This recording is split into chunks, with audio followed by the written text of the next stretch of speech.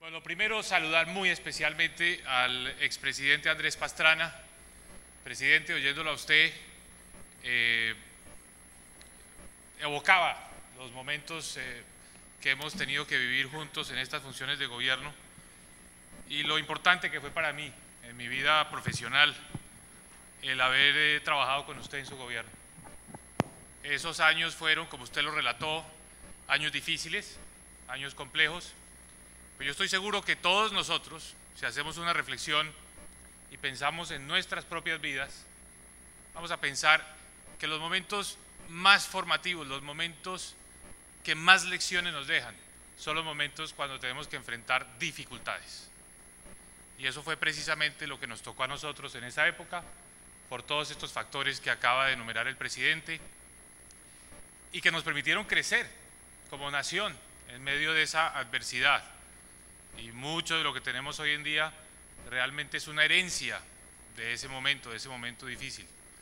Y hay cosas muy positivas que tenemos hoy en día que realmente tiende uno a olvidarlas, que tienen ese origen en ese punto de inflexión de nuestra historia que fue ese periodo.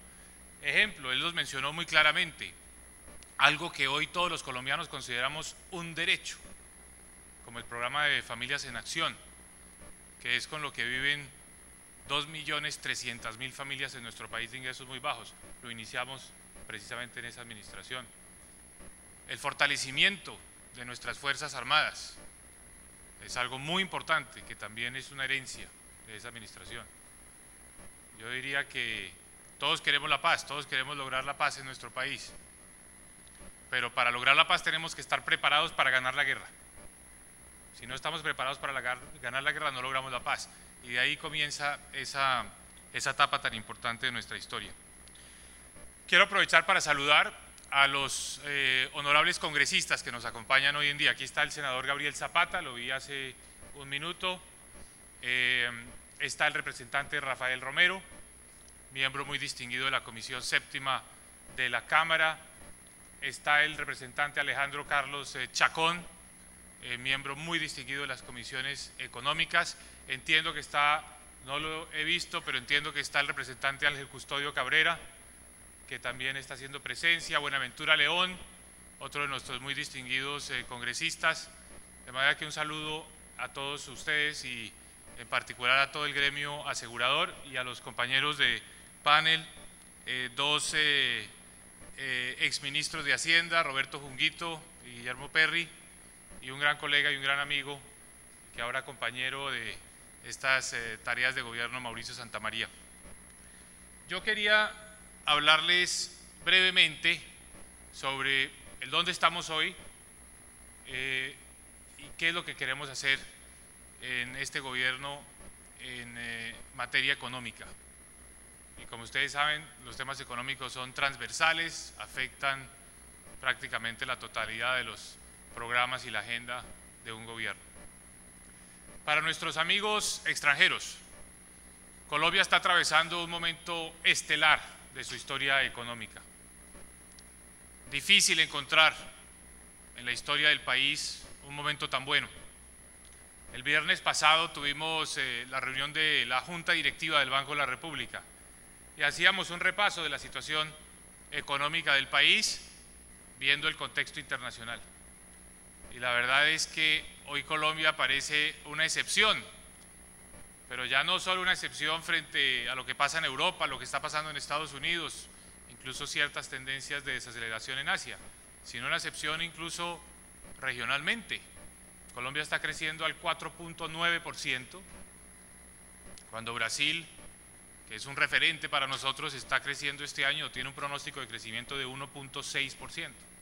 Pues Colombia está atravesando un magnífico momento económico.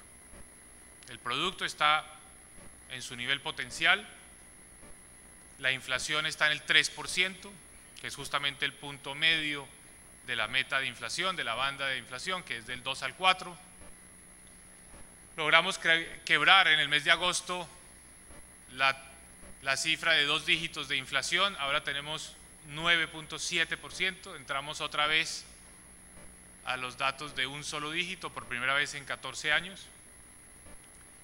Tenemos un equilibrio fiscal, Muy probablemente este año vamos a terminar muy cerca de unas finanzas públicas completamente balanceadas, ciertamente con un déficit inferior al 1% del Producto Interno Bruto y muy probablemente más cerca del 0 que del 1. Este año también hemos logrado algo extraordinario para Colombia y es el nivel récord en materia de inversión extranjera directa. Con las cifras que tenemos hasta agosto podemos proyectar que al cierre del año habremos recibido 16.000 millones de dólares en inversión extranjera directa. Esta es la gran transformación que ha tenido Colombia.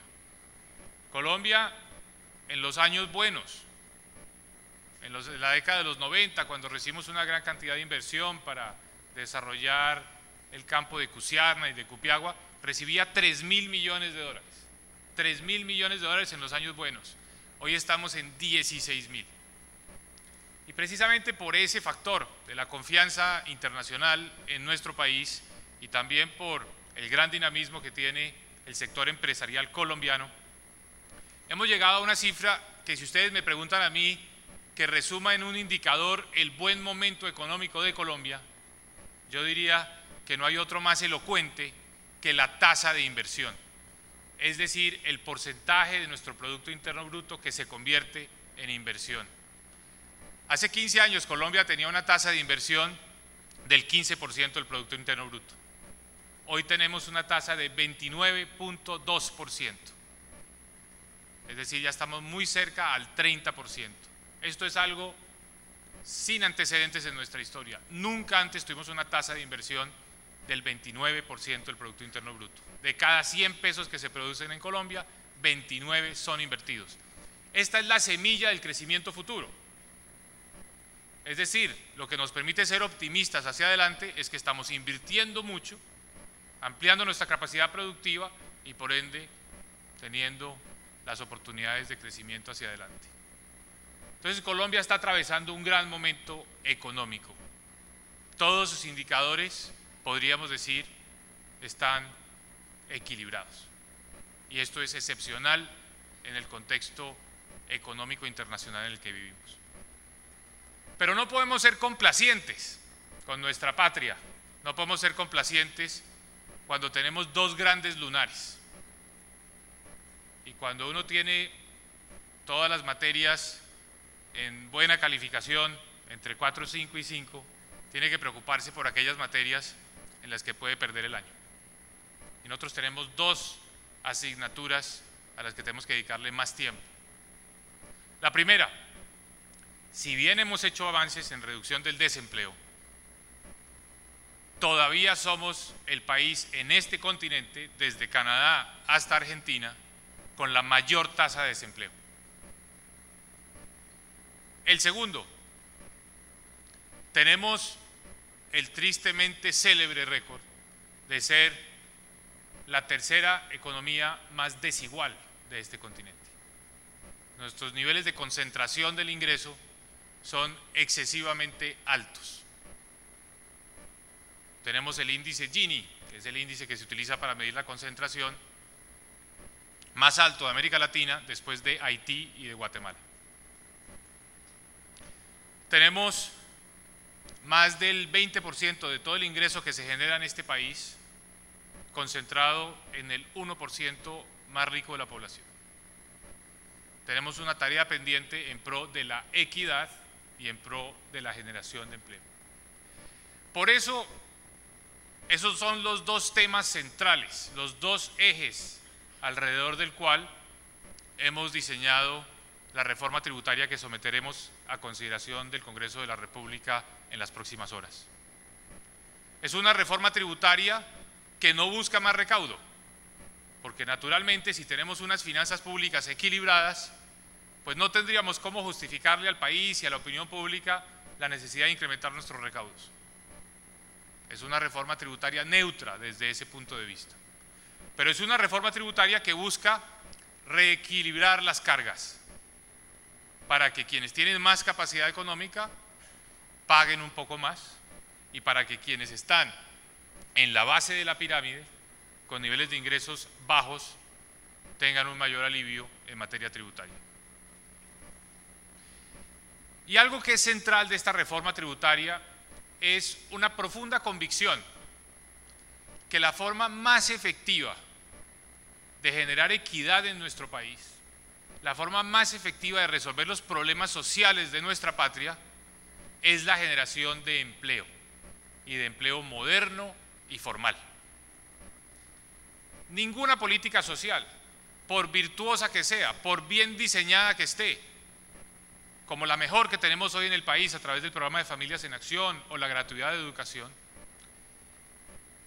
es tan poderosa para reducir la desigualdad y erradicar la pobreza como la generación de empleo. Nuestra prioridad debe ser la generación de empleo. Y en el país hemos tenido un gran obstáculo a la generación de empleo, una gran barrera a la formalización, que ha sido una práctica recurrente de ya más de 20 años de buscar la tributación de manera fácil, de buscarla a través de las cargas tributarias sobre la nómina. Hemos pensado que la nómina es una fuente infinita de ingresos fiscales. Y eso nos ha llevado a una situación completamente insostenible en la que para ampliar la cobertura en materia de salud o para tener mayor capacidad redistributiva en materia de pensiones, hemos ido incrementando de manera muy onerosa esas cargas sobre la nómina. Entonces, por eso esta reforma tributaria lo que busca es algo muy sencillo: rebalancear las cargas, reducir la tributación sobre el empleo formal, que desestimula la generación de puestos de trabajo, y pasar a una fuente de ingresos más progresiva, más eficiente, que es la tributación sobre las utilidades. ¿Por qué creemos que este rebalanceo es necesario? No solo por una razón de equidad entre las personas, sino también por una razón de equilibrio y balance entre nuestros sectores productivos. Recojo las palabras del presidente Andrés Pastrana cuando decía: no confiemos, no pensemos que nosotros ya estamos navegando en petróleo, que tenemos completamente despejado el panorama porque tenemos unos niveles de producción hoy altos. No podemos pensar en esa opción porque no es una opción segura.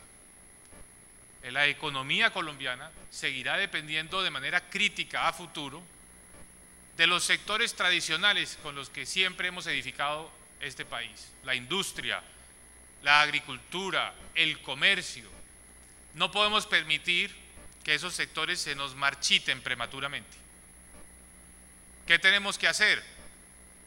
Buscar acciones que tengan la capacidad de estimular esos sectores y mantenerles una competitividad en un entorno en el cual han sido afectados por un problema serio de revaluación de nuestra moneda. Esos sectores son precisamente los sectores que utilizan intensivamente mano de obra. Entonces, cuando hablamos de aliviar la carga de impuestos sobre la nómina, estamos dándole un impulso y un estímulo adicional, particular, a esos sectores que son, digamos, sectores donde se emplean la mayor parte de los colombianos.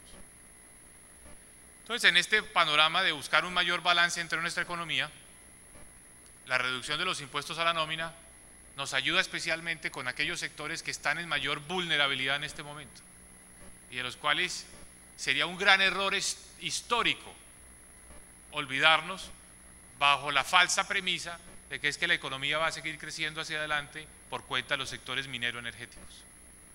Los sectores minero-energéticos los estamos cultivando para que duren lo que más puedan, para que sean una locomotora por décadas, pero nadie sabe a ciencia cierta cuánto petróleo vamos a descubrir en Colombia, nadie sabe a ciencia cierta cuáles van a ser los precios de los hidrocarburos. Entonces no podríamos cometer el error histórico de pensar que porque hoy estamos bien en crecimiento por cuenta de esos sectores, podemos olvidarnos de los sectores más tradicionales, que por cierto son los sectores que nos generan el empleo en nuestro país. Por eso, rebalancear las cargas, reducir los impuestos al empleo para depender más de los impuestos a las utilidades, no solo es de equidad frente a los colombianos que necesitan un puesto de trabajo, sino también es de equidad entre los sectores productivos de nuestra economía. Esa es la filosofía de la reforma tributaria. Yo prefiero explicarles el marco conceptual, las premisas sobre las cuales estamos armando este proyecto, más que los detalles puntuales y específicos que lo podemos hacer a lo largo del debate y del panel. Es sobre esos elementos que queremos hacer esta transformación. ¿Cómo lo vamos a hacer? Pues básicamente sustituyendo esos impuestos a la nómina por unos impuestos basados en la renta. Se abre un debate interesante, se abre un debate importante, y es el relacionado con el financiamiento de aquellas entidades y de aquellas actividades que hoy dependen de los impuestos a la nómina. Por ejemplo, el ICBF, el SENA y la salud. A nadie en el gobierno se le ha pasado por la cabeza la posibilidad de afectar a estas entidades. Estas entidades son un orgullo de nuestra patria, son quizás las mejores herramientas que tenemos para buscar equidad en medio de tanta desigualdad. Son las principales herramientas para llegar a los colombianos más necesitados. En el caso del ICBF está muy bien documentado el impacto redistributivo de programas tan importantes como los de las madres comunitarias. Y en el caso del SENA, muy bien documentado el impacto que tiene sobre millones de colombianos, que es a través de los programas de esta entidad que han podido capacitarse. También consideramos que el éxito de estas entidades depende críticamente de su estructura de gobierno, un gobierno tripartito donde participan los empresarios, donde participan los trabajadores y por supuesto también el gobierno nacional. No tenemos ninguna reserva sobre esa estructura de gobierno y la participación de los sindicatos como representantes de los trabajadores en esos consejos directivos. Pero teniendo claro eso, sí pensamos que es posible sustituirle su financiamiento de una fuente que hoy depende del empleo formal a una fuente más dinámica, más creciente, donde participan otros sectores de la economía, como el sector minero energético, que son las utilidades de las empresas. Un punto de impuestos a la nómina aporta mucho menos desde el punto de vista de recaudo para estas entidades que un punto de impuestos sobre las utilidades. Y esto es particularmente cierto para empresas como Ecopetrol. Entonces es una buena fórmula y le daremos todas las garantías a estas entidades de carácter legal que le aseguren sus ingresos sin ninguna afectación, sin ningún deterioro. Pero al final vamos a poder mostrarle al país una reducción de cerca de 14 puntos en los impuestos a la nómina. Hoy, si sumamos simplemente los aportes al SENA, al ICBF, a las cajas de compensación, más los aportes que hace el empleador a la salud y a las pensiones, llegamos a una cifra de 29.5% de impuestos sobre la nómina. Esto sin tener en cuenta otra serie de costos, como las cesantías, las primas, las vacaciones, etc. Simplemente este capítulo, para fiscales, más salud y pensiones, 29.5%. Lo vamos a bajar al 16%. Y al lograr esa reducción en los costos laborales, estimularemos la demanda de trabajo en el mercado formal y los estimativos que tenemos nos sugieren que 1 millón de personas podrían pasar del sector informal al sector formal por virtud de esta transformación. ¿Cómo? Logrando que más empresas que están en la informalidad hoy se formalicen, porque las barreras de entrada a la formalidad se reducen, ya no es tan oneroso entrar a la formalidad.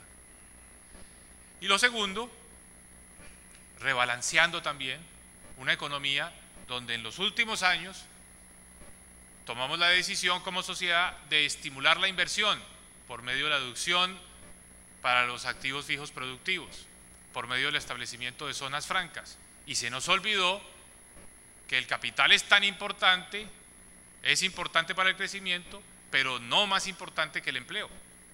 Y el empleo, digamos, no tuvo ningún alivio, por el contrario, siguió teniendo incrementos en los niveles de tributación. Entonces también es rebalancear las cargas entre los factores de producción, donde hemos favorecido y estimulado esencialmente la inversión en maquinaria y en equipo. Y tenemos que pensar ante todo en los seres humanos, en las personas, en los millones de colombianos que no tienen trabajo o tienen un trabajo en el sector informal. Un dato que es muy revelador: este país tiene una economía en la cual 2/3 partes es informal. Es decir, 2/3 partes de nuestros trabajadores no tienen un empleo que le dé las prestaciones básicas que establece la ley. No tienen un empleo en el que su patrono le aporte algo a ese trabajador en materia de seguridad social. Solamente 1/3 parte de los trabajadores colombianos tiene esos beneficios. Eso es inaceptable para un país que está aspirando a entrar al mundo desarrollado. Es inaceptable para un país con nuestro nivel de ingreso. Somos un país excepcionalmente informal para el nivel de desarrollo que aspiramos tener. Entonces, por eso tenemos que generar ese punto de inflexión, romper esa tendencia y pasar a tener una sociedad más formal. Y no vamos a aumentar la tributación a la renta de las empresas, simplemente vamos a tomar el impuesto de renta que hoy tenemos del 33% y lo vamos a dividir en dos tramos. Un tramo será del 25%, que es el mismo impuesto de renta que hoy conocemos. El segundo tramo, con una tarifa del 8%, será un nuevo tributo para la equidad. Lo vamos a llamar el NUTRE. Y con ese NUTRE vamos a nutrir los recursos que necesita el ICBF, el SENA y la salud, con 8 puntos del impuesto de renta que vamos a destinar a financiar las actividades de estas importantísimas entidades y del sector de la salud en nuestro país. Esa es en esencia la reforma. Y al mismo tiempo, yo diría que estamos introduciendo, para los que hemos revisado la historia económica de Colombia en materia de reformas tributarias, tal vez una de las principales reformas en materia de progresividad, y es buscar que los colombianos que tenemos ingresos mensuales de más de 8 millones de pesos paguemos un poco más. Es inaceptable que entre nosotros los colombianos de ingresos altos las tarifas efectivas de tributación sean de apenas del 5%. Un colombiano que gana 20 millones de pesos apenas paga 3 millones de pesos, apenas paga hoy, 1,5 millones de pesos de impuestos. Y nuestra aspiración es que pague por lo menos un 15%, que haya más progresividad, es decir, que la tarifa mínima con la que contribuye un colombiano de altos ingresos sea del 15%, no del 5% como es hoy en día. ¿Por qué es del 5%? Porque tenemos una gran cantidad de beneficios que muy hábilmente todos los declarantes aprovechan para sumar uno tras otro. Y esa acumulación de beneficios nos lleva a tarifas efectivas de apenas el 5% para personas de 30, 40, 50 millones de pesos al mes. Y lo paradójico es que en el otro extremo de la distribución de ingresos, colombianos con salarios de 2 millones de pesos no declaran y por ende no tienen acceso a todos estos beneficios, simplemente contribuyen con los impuestos que se les retienen.